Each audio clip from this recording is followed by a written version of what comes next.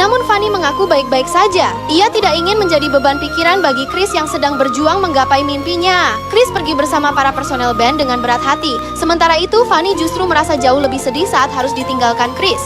Gadis ini datang ke sebuah pesta kantor dalam keadaan linglung. Saat petugas keamanan menanyainya, ia hanya diam menatap kosong tanpa sepatah kata pun. Untungnya, Mahes segera muncul dan menyambutnya. Tatapan Fanny tetap hampa, seolah pikirannya melayang entah kemana. Mahes sama sekali tidak menyangka Fanny akan datang, mengingat dulu perempuan itu sangat membenci keramaian. Dari sikapnya saja, Mahes bisa merasakan ada sesuatu yang tidak beres dengan kondisi Fanny. Fanny hanya berdiri memandang wajah Mahes, tak bereaksi bahkan ketika Mahes menyentuh bahunya. Dengan jujur, Mahes menjelaskan alasan dirinya menjadi investor di perusahaan tempat Fanny bekerja. Semua itu ia lakukan agar bisa berada dekat dengan Fanny. "Bagaimana kabar keluargamu di rumah?" tanya Mahes pelan. Fanny seperti baru tersadar, namun responsnya justru semakin aneh. Ia mengira Mahes masih kekasihnya. Dengan wajah penuh harap, Fanny berkata, "Keluarga selalu ingin kita bersama. Bukankah kita akan menikah?" Saat itulah Mahes menyadari kenyataan pahit itu. Pikiran Fanny sedang kacau. Penyakit pikun yang dideritanya membuat masa lalu terasa seperti masa kini. Prediksi dokter tentang gejala yang akan dialami Fanny terbukti.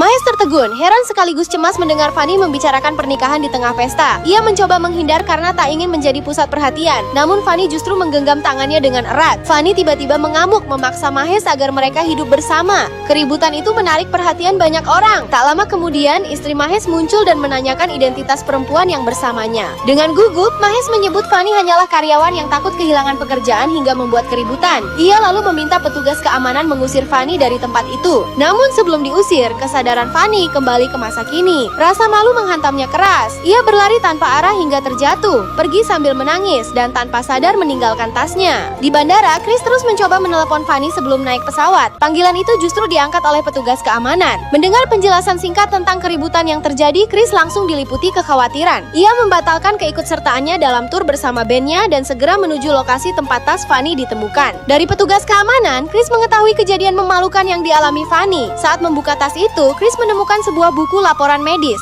Dadanya terasa sesak ketika membaca diagnosis di dalamnya. Fanny mengidap Alzheimer dini, pikun di usia muda. Chris akhirnya menemukan Fanny sedang duduk sendiri di sebuah lapangan kriket, mencoba menenangkan diri. Kedatangan Chris membuat Fanny terkejut. Ia langsung menangis dan marah karena penyakitnya kini diketahui. Fanny memohon agar Chris pergi dan membiarkannya sendiri. Namun Chris menolak, berusaha menenangkan dan meyakinkannya bahwa penyakit itu pasti ada obatnya. Fanny menggeleng keras. Ia tahu Chris sedang berbohong demi menenangkannya. "Aku menderita Alzheimer, Chris. Tidak ada obatnya," teriak Fanny sambil menangis. Fanny tersiksa oleh ingatannya yang terus memburuk. Ia sadar, suatu hari nanti kenangan indah bersama Chris akan menghilang. Ia akan melupakan Chris, bahkan melupakan dirinya sendiri.